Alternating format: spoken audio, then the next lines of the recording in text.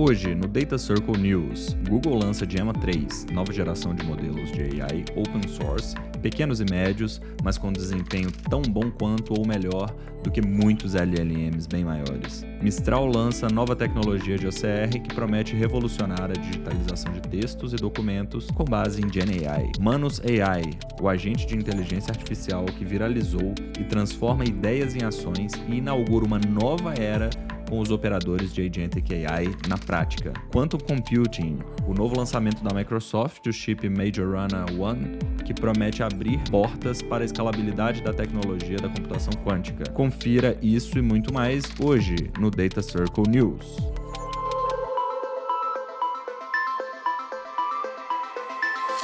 Bem-vindos e bem-vindas ao Data Circle Podcast, nosso podcast sobre AI e negócios, onde a teoria encontra a prática.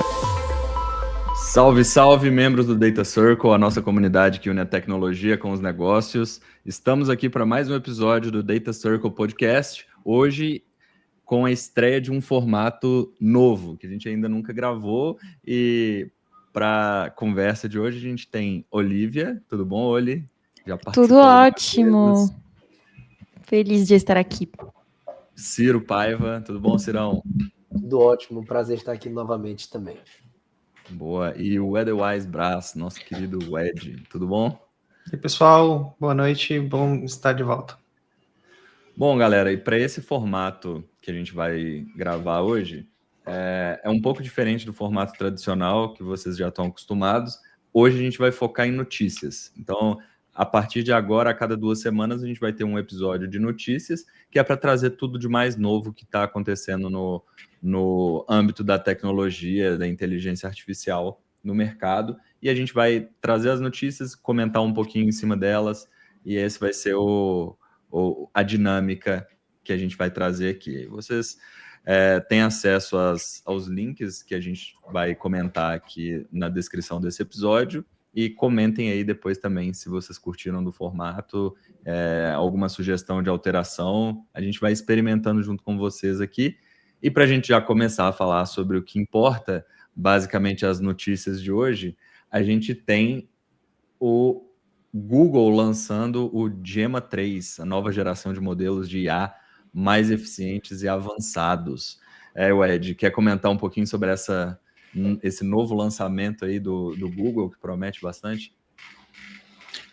A parte interessante desses modelos é porque eles são open source, né? Então, para quem não sabe, o Google ele tem 2 grandes linhas de modelo que ele tem investido recentemente, que é o Gemini, que são o modelo corporativo privado da companhia, mas eles também têm essa linha Gemma, que é open source. Então, você pode usar comercialmente e pelo nível de desempenho do modelo, é impressionante o que um modelo desse tipo consegue entregar, né? E a parte interessante também é que ele vem numa diversidade de tamanhos. Então, ele vai de modelos pequenos para você usar localmente até modelos maiores que têm um desempenho comparável a grandes modelos, né? Então, acho que bastante focado na comunidade de desenvolvimento e quem cria aplicações em cima desse tipo de tecnologia. Muito interessante o lançamento. Ele é muito interessante também porque facilita o deploy on-premise, inclusive, né? Então, se você tem alguma aplicação que é necessário deploy on-premise, que você não vai consumir diretamente da nuvem, ele tem os tamanhos ali que vão se adaptando, que você consegue adaptar eles à quantidade de hardware ali, a disponibilidade de capacidade de computação disponível. E acho que a gente estava conversando aqui antes do episódio começar, e ele demonstrou um desempenho surpreendente, né, Ed? Pelo tamanho dele, ele comparado com outros modelos muito maiores, ele ficou muito bem ranqueado ali nos benchmarks de desempenho. Sim, exatamente. Hoje ele só perde em comparação com o DeepSeek, que ainda é o rei do desempenho aí nos benchmarks, mas no benchmark que a gente chama de Elo Score, que são as pessoas que votam na qualidade do modelo, ele, segundo o Google, se posiciona como o segundo modelo mais bem votado. Então, é realmente impressionante. Se me permite fazer uma observação aqui, eu gosto de olhar quando surge um novo modelo, uma nova premissa assim, eu gosto de ver como sendo mais uma ferramenta que a gente pode usar para diferentes tipos de use case. Então, como o Ponteiro falou, para use case ali que mexe com dados muito sensíveis e que a gente precisa ter um deploy on-premise, a gente ter bons modelos open source com uma grande variedade de tamanhos, nos habilita a poder trabalhar com esses escopos mais específicos e restritos com uma tecnologia mais especializada. E eu acho que a mesma coisa sobre essa variedade no tamanho dos modelos também. Eu acho que quando você está tendo uma aplicação que vai fazer uma tarefa muito específica, você utilizar um modelo muito grande talvez seja ali quase um desperdício de processamento ou de gastos assim. Então, eu acho que ele traz essa família de modelos do Gemma 3, traz muitas ferramentas para a gente usar em diversos cases, assim. Então, acho que é bem positivo nesse sentido. E aqui, time, vocês que mergulham um pouco mais no código, né, desses novos modelos e tal, como vocês posicionam tudo o que está construído pela DeepSeek, né, que vem da China, com todas as críticas que isso envolve, versus esses modelos das big techs americanas, ou até da Mistral, que é francesa, né, mas qual que é a visão de vocês nisso? Porque isso ocupa muito, né, as news ultimamente. Sim, eu acho que a inovação que a DeepSeek trouxe do ponto de vista de tecnologia mesmo foi muito relevante, né? Acho que um comentário legal do Ian LeCun ele comentando essa polêmica, né, de existe o Ocidente versus Oriente, essa é uma coisa assim, ele falou que ele não acredita nisso, porque o DeepSeek ele foi construído usando tecnologia que a própria Meta tinha lançado como open source. E aí depois eles criaram a tecnologia de DeepSeek e publicaram como open source também. Então, para o LeCun, a diversidade que existe, na verdade, é o open source versus o privado, e não uma coisa geolocalizada, sabe? Acho que isso é uma construção política, na verdade, né? Que tem outros interesses por trás de colocar como uma disputa entre países. Eu acho bastante interessante essa visão, e eu concordo que a gente olhar para o DeepSeek mais como algo que vai avançar a pesquisa e a tecnologia em si, não necessariamente como um produto, porque eu não acho que isso seja necessariamente o interesse da empresa também, tá?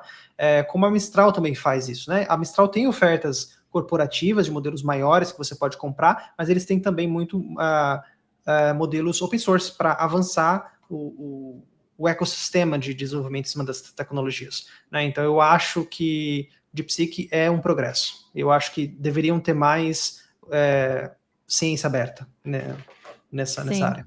Sim, eu concordo plenamente. Eu acho que isso beneficia o ecossistema de desenvolvimento como um todo. Mesmo se você abstrair todas essas questões geopolíticas e de viés, se você pegar para ler o paper lá do DeepSeek, você vê algumas inovações muito engenhosas que eles fizeram visando a parte de eficiência e de redução de custos. Então, uma delas, por exemplo, é nessa parte que eles usam uma arquitetura chamada Mixture of Experts, né? Então, por exemplo, quando você roda uma pergunta no ChatGPT, ele aciona meio que todos os neurônios deles, que são muitos.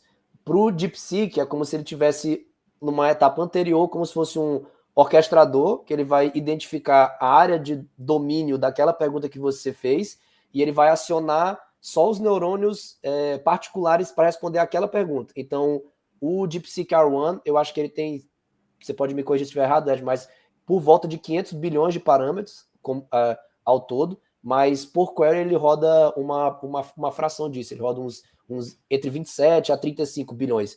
Então, essa inovação, você sendo de uma outra empresa, até uma rival, e você olhar essa metodologia, é algo que você pode tentar aplicar para o seu próprio modelo, para a sua própria empresa, assim, entende? Então, acho que enriquece o ecossistema como um todo, assim. É mais uma contribuição científica forte do que o inimigo, né? De certa forma, que é uma leitura bem mais bias, né? E geopolítica das coisas. Sim.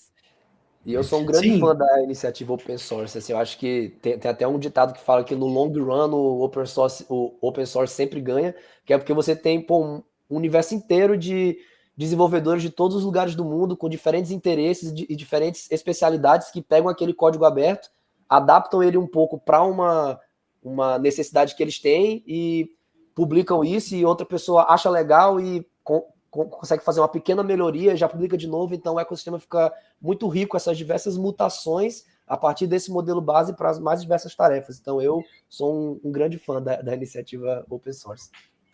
Uma coisa interessante especificamente do DeepSeek, né, que eles demonstraram no artigo deles, o modelo ele tem um processo de raciocínio. Então, quando você faz uma pergunta para ele vai tentando derivar essa resposta através de vários passos, né, ele vai pensando.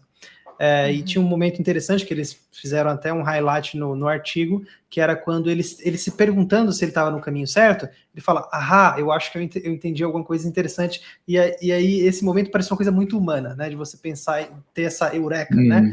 E aí depois eles até comentaram como o time de Stanford, se eu não me engano, uma universidade americana, eu não tenho certeza agora, conseguiu reproduzir esse mesmo moment com pouquíssimos recursos. Né? Então a DeepSeek publicou como fazer, eles leram o artigo e eles conseguiram reproduzir essa mesma propriedade do modelo. Né? Então isso mostra como é uma colaboração para a pesquisa mesmo.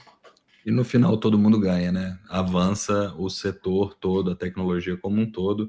E aí, falando de avanço, temos mais avanços aqui, mais lançamentos de impacto.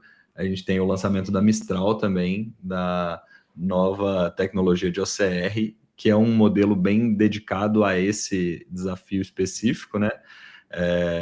Quiser comentar aí também, Ed, sobre esse lançamento. Esse aqui eu acho que é particularmente relevante, porque quando você tem um modelo tão específico assim, que é bom em uma coisa tão específica assim, ele já meio que se encaixa na necessidade que a gente tem desse tipo de tecnologia, né? É meio direto o uso, você não precisa pensar tanto em como aplicar. E eu acho que particularmente o OCR é uma tarefa muito desafiadora, que é muito útil em diversas situações, né? Em situações práticas de engenharia. Né? Então, você ter um avanço nessa área específica, eu acho que para a gente que trabalha no dia a dia desenvolvendo modelos baseados nesse tipo de tecnologia, eu acho que para a gente é um super win. Sim, E deve ter muito... Por favor, Olivia, fale.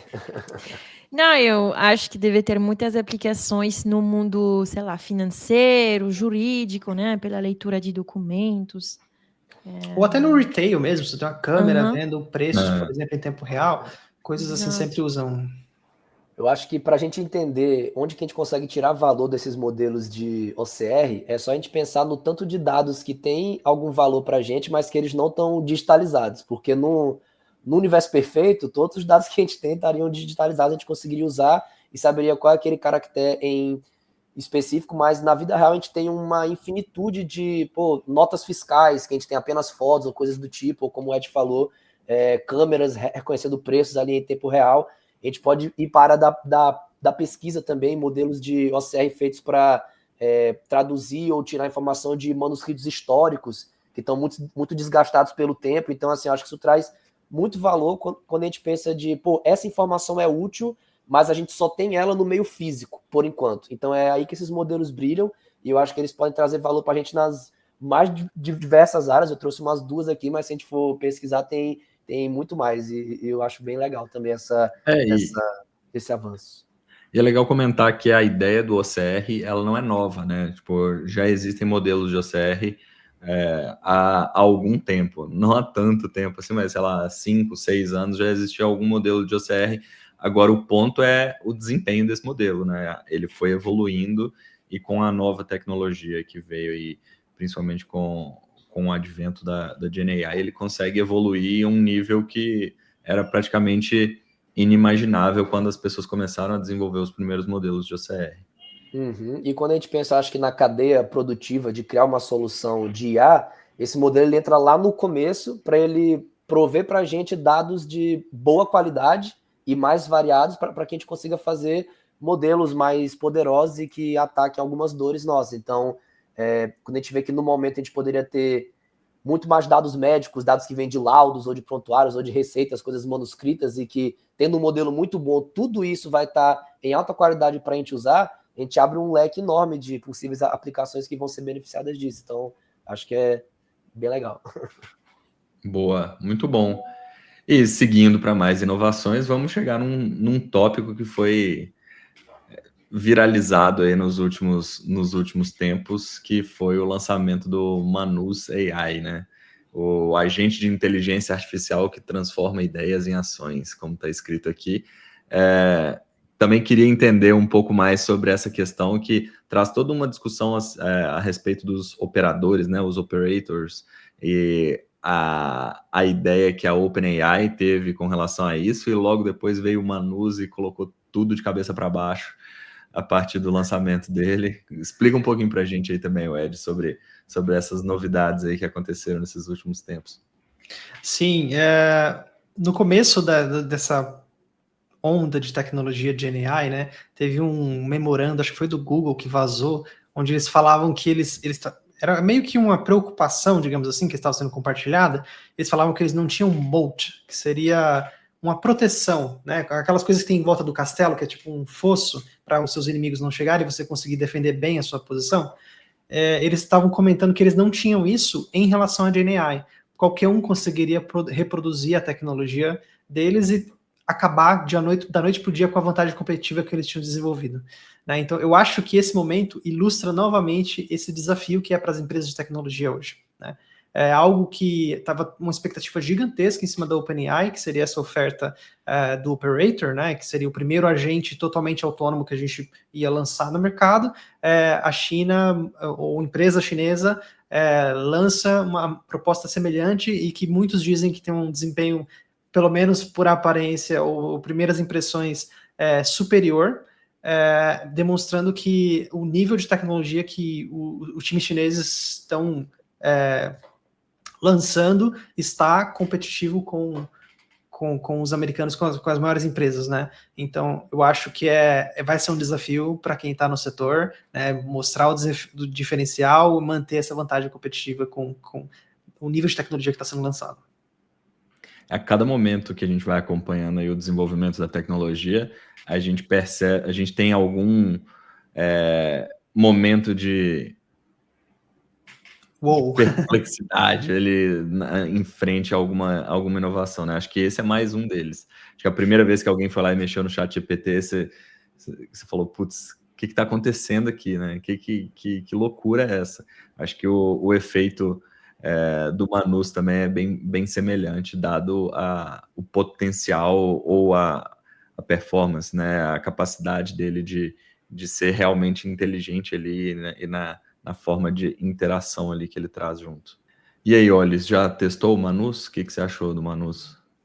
Eu não testei ainda, mas eu vi alguns cases de, acho que era de travel agency, assim, de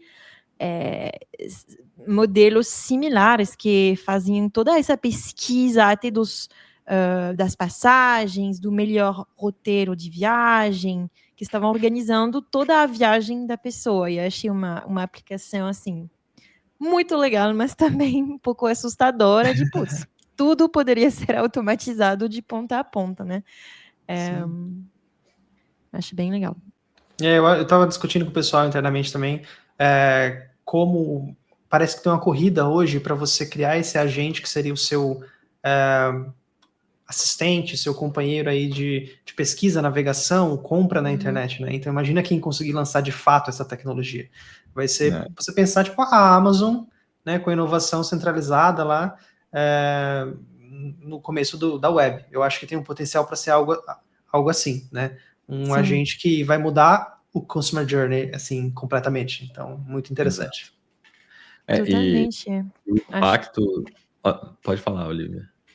Não, acho que tem outros cases também que surgiram de, pedir para, na base de uma imagem, pedir para a IA reconstituir o shopping cart, né? E fazer toda a receita de um cookie, com uma foto de um cookie, e a IA conseguir reconstituir toda a lista de compras e comprar para a pessoa, né? Então, acho que as aplicações comerciais são bem poderosas aqui. Cozinhar para a pessoa também, né? Quem sabe. E eu acho que o lançamento do Manus, né, e esse projeto da OpenAI, eles só reforçam a tendência que a gente tem observado de Agentic AI, né? Tem se falado bastante sobre isso, e agora o que tem se falado como tendência tem se tornado realidade também. A gente vai acompanhar isso, acho que nos próximos meses aí, pelo menos, bastante e provavelmente vão ter muitas inovações nesse sentido aí ao longo do ano também. Eu acho que tem uma corrida muito grande sempre nas inovações tecnológicas delas se aproximarem do que a gente vê na ficção científica, né? Então acho que todo mundo quer ter um Jarvis ali, assistente do Homem de Ferro, que você fala, compra passagens para mim para tal lugar, e ele vai lá, entra e compra. Então acho que está tendo um processo gradual de tentar fazer com que esses agentes de IA consigam interagir melhor com o mundo real, né? Então assim, inicialmente tinha o ChatGPT, que foi treinado em uma base enorme, e outros modelos de GenAI também, o Claude, o Gemini, enfim, e ele consegue pegar as informações e filtrá-las e apresentar para você. Depois, implementaram a função de busca, né, dele conseguir ir na internet e buscar informações mais atualizadas. Então, ele vai ali em constante atualização. E agora, com o Agentic AI, tem esses esforços de fazer com que a IA consiga interagir com esse mundo ali, com esse mundo web que tem. Então, você dá acesso a ele ao seu navegador e você fala, pesquisa para mim passagens para tal lugar e compre a mais barata. Então ele vê ali em que sites ele pode entrar para ver as passagens, ele entra, ele pesquisa, ele guarda isso na memória, ele vai no outro site para poder fazer a compra, pega suas informações. Então, aos poucos, eu acho que a gente está acompanhando meio que uma puberdade desses modelos, que eles ficam mais independentes, assim, que eles consigam interagir com o mundo de maneira mais livre. Eu acho que está sendo bem legal acompanhar isso. Ainda tem muita coisa a ser avançada, mas eu acho que é uma corrida que o mundo inteiro, como o Ed falou, está interessado em ser o primeiro a conseguir fazer isso, porque com certeza ele vai atrair muito valor para si. E eu acho que tem muitos domínios em que essa tecnologia vai ser muito útil também. O CEO da Microsoft tinha falado que o modelo SaaS ia acabar. Eu achei primeiro uma ideia meio catastrofista, assim, meio exagerada, né? Mas vendo essas ideias de agentes, né, eu entendo mais ou menos o que ele quer dizer. É porque imagina que você consegue transformar todas as suas ofertas de software na oferta de um agente, na verdade. Então você pode criar um novo modelo de negócio no digital que vai ser esses agentes interagindo com a gente, mas também entre si, né? Que é uma coisa bastante revolucionária. O Ed comentou sobre o CEO da Microsoft. Eu já vou usar o gancho aqui para a nossa próxima notícia, que também tem a ver com a Microsoft, que é o chip Majorana 1 da Microsoft, que abre um novo caminho para a computação quântica. Computação quântica que não está diretamente ligada à inteligência artificial, mas indiretamente impacta muito também, que está totalmente relacionada com a capacidade computacional que pode ser usada para tudo, inclusive para treinar os novos modelos. E aí, pessoal, o que vocês acham da computação quântica e dessas novas novidades aqui sobre a evolução desse tema? Bom, eu acho que eu tenho uma opinião um pouco polêmica em relação a esse tema, que eu não vejo a computação quântica ocupando o mesmo lugar que a computação clássica, né? Eu acho que o custo para você rodar um sistema quântico é muito alto para você usar ele onde você poderia usar um sistema clássico tradicional, né? Então, existe um conceito chamado supremacia quântica, que é você provar que um computador quântico pode fazer alguma coisa única, que é completamente impossível de ser feita com um computador clássico. E são pouquíssimos exemplos de coisas que, de fato, um computador quântico mostra uma vantagem assim, uma coisa que é impossível de ser implementada numa versão clássica. Tá. Então, se fosse uma questão de desempenho, eu não acho que faz sentido o investimento, você trazer um computador quântico que precisa ficar resfriado, é super instável, qualquer coisa gera ruído, né, para você resolver problemas que uma outra alternativa mais barata poderia fazer, mesmo que tivesse que usar mais escala, né? Então, na minha visão, eu acho que pelo menos no curto prazo, ele ainda vai ficar restrito a problemas muito específicos e restrito ao setor acadêmico, que vai ter acesso a esses grandes recursos, né, que você precisa ter para poder rodar um computador quântico.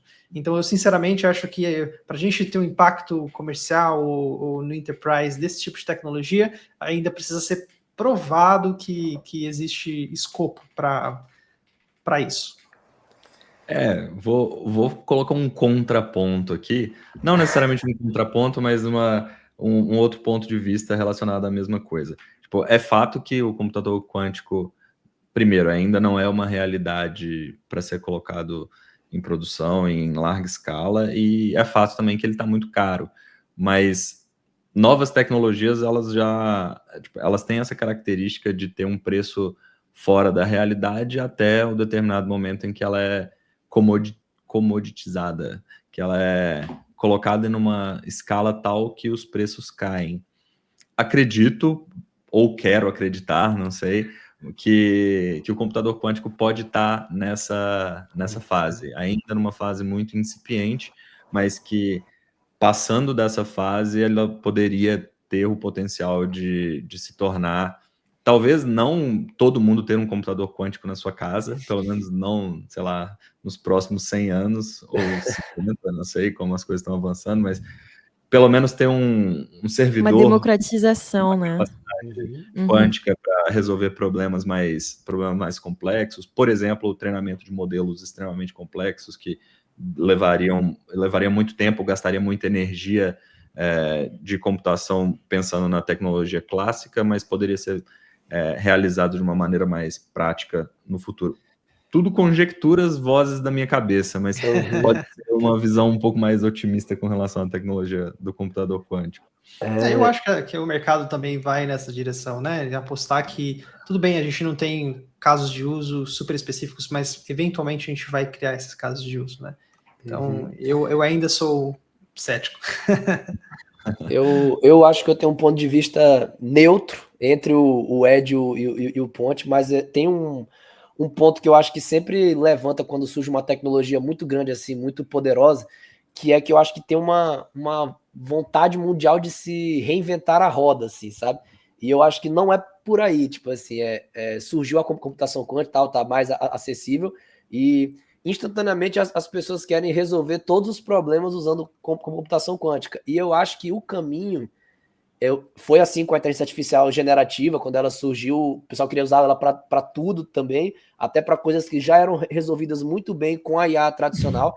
Então, eu acho que o caminho aqui, pelo menos a curto prazo, é uma abordagem híbrida. Você mantém na computação tradicional aquilo que ela já faz muito bem, e caso tivesse alguma engrenagem naquela solução ou naquele processo que estava sendo travada por um processamento muito grande, ou por uma necessidade que seria resolvida com a computação quântica, você coloca ela naquela engrenagem em específico, sabe? Porque os custos atuais em termos de escala e de manutenção, de você manter computadores quânticos, eu vi que tem que ser próximo do zero absoluto. Então, assim, para você escalar isso é uma coisa a curto prazo impensável, assim. Então, acho que é inviável. Então, acho que no caminho, quando forem surgindo mais aplicações disso, eu acho que vai ser em abordagens híbridas. Você mantém o que funciona do jeito que funciona e você aplica a computação quântica naquilo que não dá para ser resolvido sem ela. No modelo muito, muito poderoso ou em áreas de pesquisa, como o Ed falou, de pesquisa de novos medicamentos, que tem que fazer simulação de milhões, bilhões de moléculas e como elas interagem. Então, coloca nesse ponto em específico. Então, acho que a curto prazo, esse futuro na abordagem híbrida é o meu ponto de vista. Concordo. Mas acho que como qualquer tecnologia, né, vai surgir concorrência, novos fornecedores dessas tecnologias, e aí a gente vai chegar num ponto de democratização, talvez, e isso vai alimentar novos campos de aplicação, os custos vão diminuir e tal. É uma visão bem do mercado, né, mas... Eu acredito também nisso, concordo com você. Muito bom, pessoal. Acho que finalizamos o episódio de notícias de hoje. Você que está ouvindo aqui ou assistindo, comente, fala o que você achou desse novo formato. Vamos repetir aí a cada 15 dias com essa mesma turma para a gente comentar sobre mais notícias, mais novidades do mundo da tecnologia aqui para vocês. Muito obrigado. Segunda-feira tem mais. Até lá. Galera. Deixe seu like. Tchau. Se inscreva aqui.